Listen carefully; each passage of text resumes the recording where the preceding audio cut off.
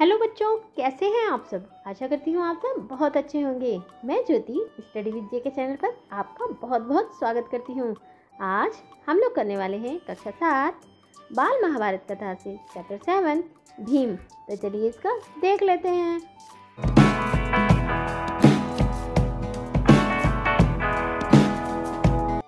पिछले चैप्टर में हमने जाना था कि जंगल में पांडु की मृत्यु हो गई थी, तो वहाँ के जितने भी साधु संत थे उन्होंने पांडवों को कुंती के साथ हस्तिनापुर में भीष्म पितामह को सौंप दिया था। और पांडव जो थे वो 5 थे और धृतराष्ट्र के थे 100 पुत्र, और पांडु पुत्र पांडव कहलाते थे और धृतराष्ट्र के जो 100 पुत्र थे वो कौरव कहलाते थे। तो पांचों पांडव तथा धृतराष्ट्र के 100 पुत्र जो कौरव कहलाते थे हस्तिनापुर में साथ साथ रहने लगे। खेल कूद हंसी मजाक सब में वे साथ ही रहते थे। शरीर बल में पांडु का पुत्र भीम सबसे बढ़कर था, वो सबसे ज्यादा शक्तिशाली था। खेलों में वह दुर्योधन और उसके भाइयों को खूब तंग किया करता था। यद्यपि भीम मन से किसी से वैर नहीं रखता था और बचपन के जोश के कारण ही ऐसा करता था।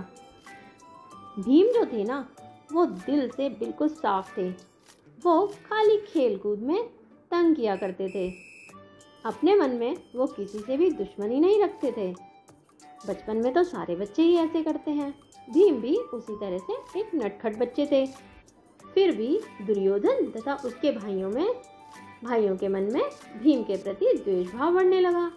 इधर सभी बालक उचित समय आने पर कृपाचार्य से अस्त्र विद्या के साथ साथ अन्य विद्याएं भी सीखने लगे।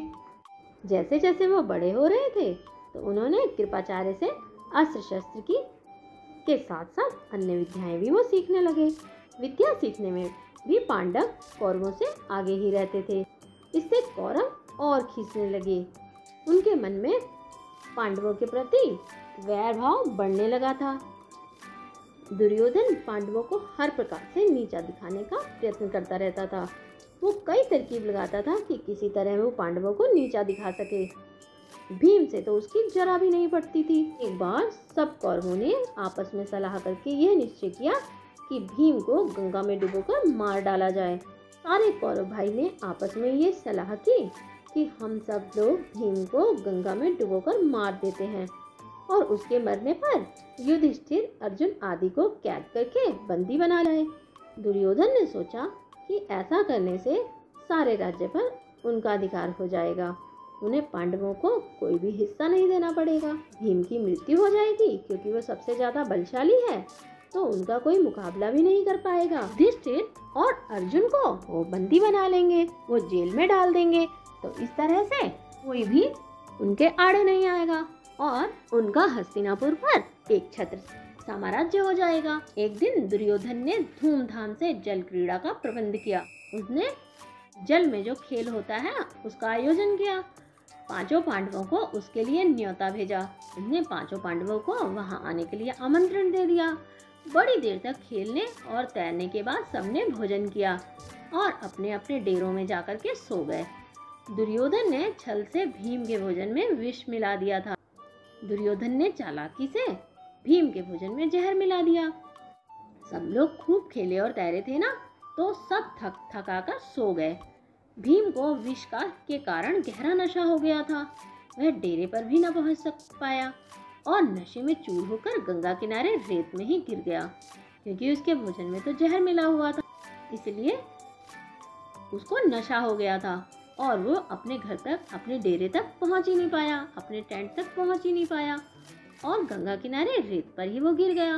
उसी हालत में, क्योंकि वो नशे में चूर था, बेहोश था, तो दुर्योधन ने लताओं से उसके हाथ पैर बांधकर उसे गंगा में बहा दिया।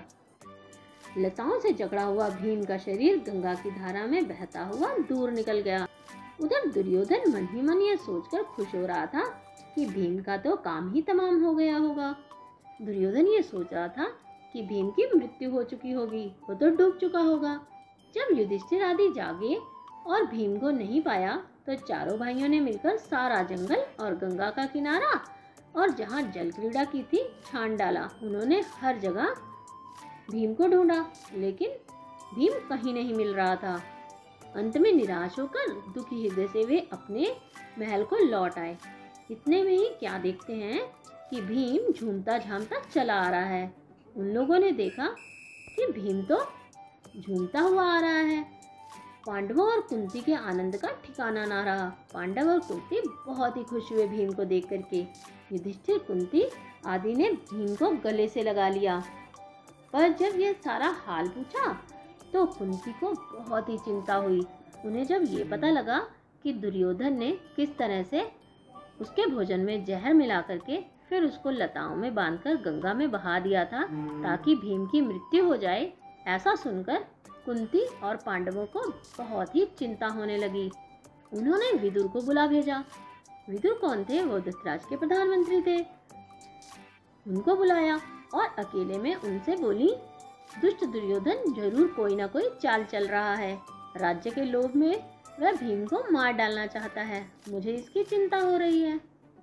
राजनीति में क्योंकि विदुर बहुत ही कुशल थे, वो कुंती को समझाते हुए बोले, तुम्हारा कहना सही है, परंतु कुशल इसी में है कि इस बात को अपने तक ही रखो। प्रकट रूप से दुर्योधन की निंदा कदापि न करना, नहीं तो उससे इसका द्वेष और बढ़ेगा। कुशल राजनीतिज्ञ भी थे और वो स्वभाव से बहुत ही शांत थे।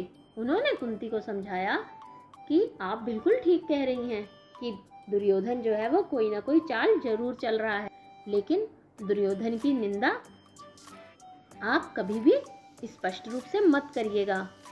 इससे क्या होगा, उसके मन में भीम के प्रति और कौरवों के प्रति द्वेष भाव और बढ़ जाएगा। इस घटना से भीम बहुत उत्तेजित हो गया था। इस घटना के बाद भीम को भी बहुत गुस्सा आ रहा था। उसे समझाते हुए युधिष्ठिर ने कहा, भाई भीम, अभी समय नहीं आया है, तुम्हें अपने आप को संभालना होगा। इस समय तो हम पांचों भाइयों को यही करना है कि किसी प्रकार एक दूसरे की रक्षा करते हुए बचे रहें।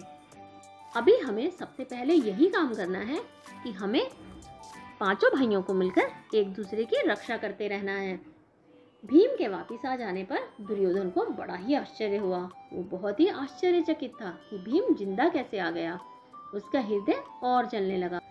उसके मन में पांडवों के प्रति वैर भाव और बढ़ गया। आगे क्या हुआ, इसके लिए हम लोग नेक्स्ट वीडियो को देखेंगे। आपको ये वीडियो कैसी लगी? अच्छी लगी हो तो इसको लाइक जरूर कर देना। अपने दोस्तों में ज़्यादा से ज़्यादा शेयर कर देना। जो लोग चैनल पर नए हैं, चैनल को सब्सक्राइब कर देना। Thanks for watching. बहुत जल्द मिलेंगे हमारी नेक्स्ट वीडियो में। Till then bye.